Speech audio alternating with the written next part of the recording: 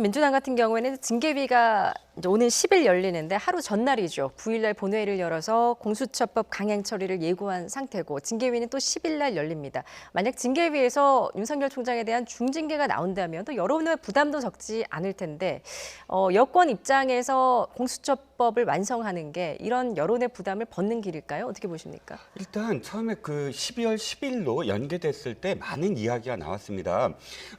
지금 그 원래 법적으로도 이 기일이 연기됐을 때는 한 5일 이상을 주게 돼 있거든요. 그렇다면 2일에서 4일로 연기됐을 때 거기서부터 5일이면 4일에서부터 5일이면 9일이거든요. 그러면 5일 이상이니까 9일 날 징계위를 열어도 상관은 없습니다. 그런데 12월 10일 날 그러니까 6일 차에 지금 징계위가 열리게 된 거예요. 예. 그랬을 때 어떤 분석이 있었냐면 이것은 9일에 있는 원래 9일로 예정된 공수처법, 물론 다른 입법안들도 있지만 그 안에 포함된 공수처법 개정안을 염두에 두고 만약 그날 공수처법 개정안이 통과가 된다면 그 다음에 징계위가 상당히 좀 유연해질 수 있다라는 그런 분석도 있습니다. 그러니까 예. 일단 개혁이 완수가 됐다. 그래 검찰 개혁이 일단락 한 단계는 완수가 됐다라는 그런 면에서 추미애 장관의 어떤 다음의 행보를 조금 더 유연하게 할 수가 있고 예.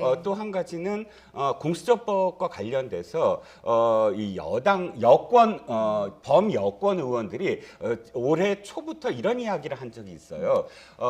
열린민주당의 최 대표도 그랬지만 공수처법의 1호 수사 대상은 윤석열 총장과 또는 부인이 될 것이다. 이런 어떤 기사들 지금 뭐 3월 달부터 그런 이야기들이 나왔었거든요. 만약에 공수처법에서 통과가 되고 공수처장이 오고 해서 윤석열 총장의 어떤 가족 비리라든지 이런 것들이 수사에 됐을 때는 지금 징계가 좀 더 뭐 경징계가 되더라도 일단 공수처법으로 새로운 어떤 뭐 그런 어떤 수사에서 제대로 된 뭐 여권 입장에서는 제대로 된 수사를 할 수 있는 게 아니냐. 이 두 가지 때문에 9일이 아닌 10일로 해서 9일에 공수처법의 어떤 그런 그 통과 여부를 보자. 이런 해석도 있었거든요. 예. 그렇기 때문에 지금 거기에 대한 연동이 되는 게 아니냐라는 해석입니다. 그렇군요. 오늘 오전에 이제 여야 원내대표가 만나서 공수처장 추천을 위한 추가 협상을 하기로 했는데 이런 정치적인 부담을 무릅쓰고 민주당 입장에서 이렇게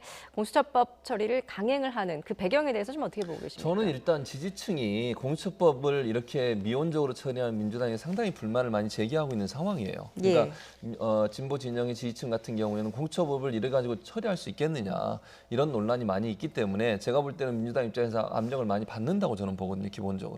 그런 차원에서 본다고 하면 민주당이 지금 물론 원내대표까지는 그렇게 얘기를 했지만 과연 이게 그렇게 해서 또 밀리면 결국 처리가 가능하겠느냐의 문제인 거예요. 다시 말씀드리면 지금 진보 진영의 지지자들은 어떻게 생각을 하고 있냐면 야당은 기본적으로 시간 끌기를 해서 이걸 내년도로 넘기려는 의도를 갖고 있다고 보는 거예요. 그러니까 이렇게 협상하자 또 다시 한번 논의해보자 이런 과정을 통해 정말 진심을 가지고서 공수처법을 처리하려는 의도를 갖고 있는지 아니면 공수처장 후보를 제대로 추천하려는 의도를 갖고 있는지 하는 부분에 대한 의문이 너무너무 많거든요. 예. 그러니까 민주당이 너무 안이하게 대처하고 있다고 대한 비판이 너무 커요. 지금 현재. 그러다 보니까 민주당 입장에서는 그런 이제 여론이나 아니면 지지 세력의 어떤 그 요구 이런 부분들을 무시하기 어려운 부분이 있다. 저는 그렇게 보고 저도 이제 그 부분에서 일정 좀 의심을 갖고 있는 부분인데 무슨 말씀이냐면 야당이 정말 이렇게 진심을 가지고 공수처장 후보자를 추천하겠다는 의지를 가지고 하는 것인지 아니면 시간 끄기를 통해서 가능한 한 이 공수처법이 또 공수처 출범을 올해 안에 못하도록 막으려는 의도를 갖고 있는 건지 하는 부분들에 대한 논란이 있을 수밖에 네. 없다. 그런 점에서 본다고 하면 민주당 입장에서 계속 이걸 계속 그 말만 믿고 계속 미루다가는 올해 안에 공수처가 출범하지 못하는 상황까지 올 수도 있다. 이런 위기감이 결국은 정면 돌파를 하게 되는 어떤 기조가 된다고 보여집니다. 예, 말씀하셨듯이 민주당은 이번 정기국회 내에 입법을 마무리 짓겠다라는 의지가 확고한데요. 지금 국민의힘의 반발도 만만치가 않습니다. 이낙연 대표와 주호영 원내대표의 발언 차례로 듣고 오시죠. 우리 당은 모레 본회의까지 공수처법과 국정원법, 경찰법 등 권력기관 개혁 3법을 반드시 처리해 국민의 명령을 이행하겠습니다. 어떤 집요한 저항에도 불의한 시도에도 굽히지 않겠습니다. 제가 책임을 지고 권력기관 개혁을 입법화하겠습니다. 공수처법은 자신들의 손으로 만든 법입니다. 거기에 최소한의 야당의 권리로 부여했던 거부권 행사를 단 1회 만에 남용한다고 이야기를 하고 다시 강제로 법을 바꾸려고 하고 있습니다. 국민들은 이런 민주당의 힘자랑 안하무인 의회주의 파괴를 결코 용납하지 않을 것입니다. 예, 일단 오늘 법사위 소위에서 이제 민주당의 공수처법 개정안 의결 시도는 야당의 안건 조정 신청으로 발이 묶인 상태입니다.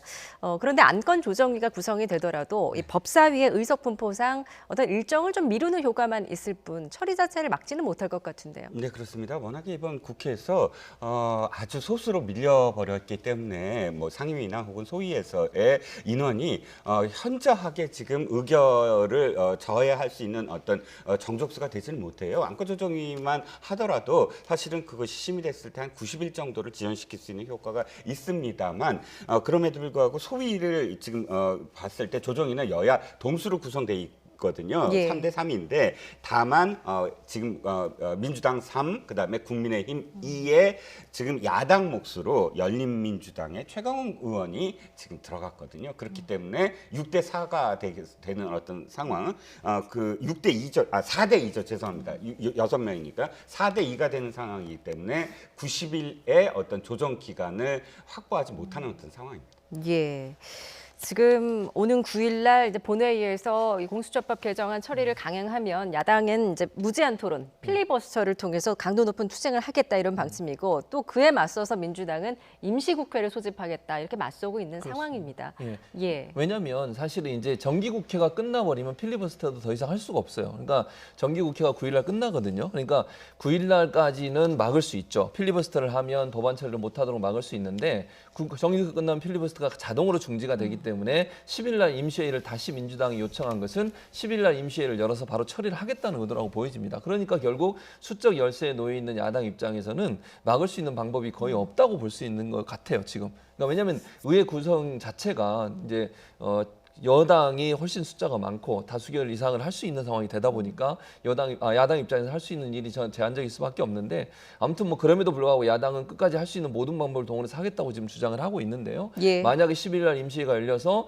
그냥 표결로 가게 되면 민주당이 원하는 쪽으로 그렇게 처리될 가능성이 높아졌다 이렇게 볼 수 있을 것 같습니다. 예. 어떻게 보십니까? 극적 타결 가능성은 현재로서 매우 낮다고 볼 수 있을까요? 그러니까요. 오늘 사실 그 민주당이 좀 무리한 지금 그 진행을 했죠. 왜냐하면 오늘 박병석 의장 주재로 해서 여야 원내대표가 합의를 했다라고 발표를 했어요. 예. 그 합의는 뭐냐면 지금 공수처장 후보에 대해서 좀 더 진중하게 계속 추천하는 어떤 상황을 동안은 그런 추천을 하는 상황 동안은 이것을 무리하게 추진하지 않겠다라고 합의를 봤거든요. 그런 합의 속에서 그러니까 법사위 소위가 열리고 바로 지금 강행하는 그런 상황이 됐기 때문에 지금 국민의힘에서 강력하게 항의하는 건 그런 절차 합의를 지금 깼다라고 해서 오늘 굉장히 지금 항의를 하고 있는데 예. 이런 상황 속에서 주호영 원내대표가 법사위에 가서 항의한 건 이제 합의도 깨버리면 합의를 믿지 못하겠다라는 것이거든요. 그럼 또 다른 어떤 합의가 이루어질 수 있을지 지금 뭐 대통령의 오늘 말씀 속에서도 사실은 마지막에 그런 표현이 있어요. 그러니까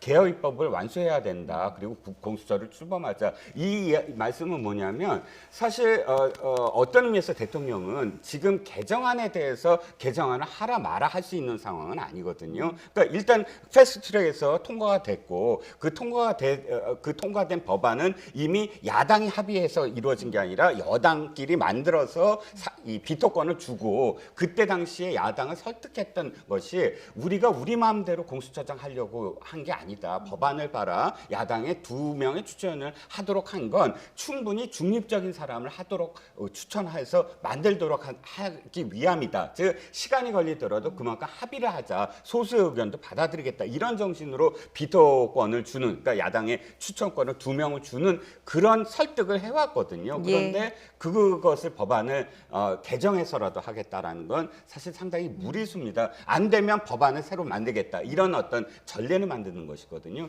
그렇기 때문에 앵커님께서 말씀하셨듯이 그때까지 타협이 가능할까라고 생각을 한다면 그 선을 이미 넘어버린 예. 순간들이 지금 계속 이어지고 있다. 타협이 아마도 이루어지지 못할 것 같다라는 생각입니다. 예.